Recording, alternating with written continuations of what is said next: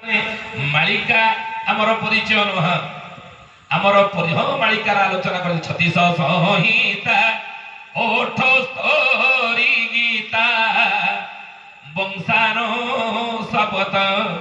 विंशरे उपवंशानो दश खंड वेदी भविष्य शत खंडरे पद पदावली लक्ष्य पदे ग्रंथ सब श्री कृष्ण महिमा तो आगे कहिनी बरज कुमार ब्रह्म सारस्वत सीमा इति ग्रंथ रचना कर मालिका कौन तंकर परिचय ना 36 संहिता लिखी 78 गीता 36 संहिता ओणाकार संहिता उबाड़ संहिता हट संहिता ज्योति संहिता छाया संहिता भट्ट संहिता शून्य संहिता एभली 36 संहिता महापुरुष अच्युतंकर ये होचनी कली जुगर लोकंक पई ये होचन अवदान तंकर उपहार ये दान 78 गीता भगवान कृष्ण कुरुक्षेत्र अर्जुन को गोटिए गीता कहिले 18 अध्याय गीता अच्युत कहले नहीं नहीं मालिका मोर परिचय नह मोर परिचय यदि मोर शिष्य मान तुम देव ना मोर महापुरुष अच्युतंकर 16,000 शिष्य प्रशिष्य मान थे से 16,000 शिष्य प्रशिष्य मान भितर द्वादश गोपाल मान मुख्य द्वादश गोपाल मान भितर पंच महाजन होती अति प्रिय एवं ता भितर महापुरुष अच्युतंकर सबुठार प्रिय शिष्य होती पूजमगढ़ राजपुत्र रामचंद्र दास महापुरुष अच्युत कहले हे द्वादश गोपाल मानी मु गोटिए गीता लिखिनी संसार रे समाज रे कली जुगरे परिवर्तमान केमिति चलिबे केउ नीति नियम केउ आदर्श रे चलिबा उचित तांको पई मु लिखिली कहिवर्त गीता गोपाल माने तुम मानक पई मु लिखिजी समाज रे संसार रे तुमे केमिति चलिबो तुमर नीति केउ नीति नियम को आधार करी दिनचर्या तुमे करिवो तुम मानक पई मु लिखिजी गोपाल उगाड़ ये समाज रे सब वर्ग मानक पई महापुरुष अच्युतानंद लिखि दैछन ग्रंथ कवि नहंती अच्युतानंद कवि नहंती लेखक नहंती जदि भी के भाबुथा से भ्रम धारणा दूरी रहिबा दरकार काहे कि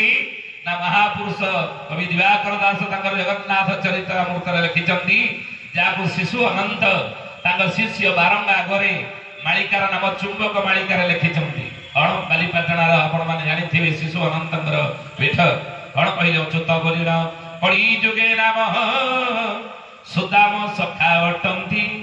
श्रीअंगरु जात कोटिरु भगत सुणंग बारक चेती भूयशवंत हृदो आम्भे जात बक्षमूलु बलराम राधांग हास्यरु जगन्नाथ दास बारंग हेतुरे घे बारंग तू हेतुरे घे ने आमे सब प्रभुंकर अंगुर जात आमे प्रभुंक कवि नुहंती आमे कवि नहु लेखक नहु कहि महापुरुष महाप्रभु कौन जनइले कहले हे मणिमा हे ब्रह्मा इंद्र पद नइछा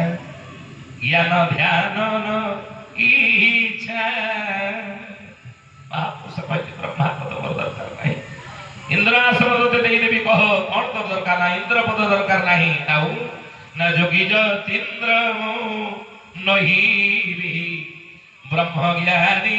नहिबी साधु संत मुझे नहिबी पुणी नहिबी कवि साधु को चाहूँ कवि है भी पंडित भी दरकार नहीं आ कौन दरकार तोर कह महाप्रभु पचारे ए मरण बेल को शरण तोर चरणे हेबो अच्युत बोली महाप्रभु परित्राण लभिब कहले मरण बेल को शरण तो चरण जो तळे दो ई भक्त मागिछ महापुरुष ई कर मागिछ आउ किछि कवि लेखक पंडित ना तो जे महापुरुष अच्युत मु जदि लेखक कवि कि अन्य कोन भाबुथि बहुत कथा बुझले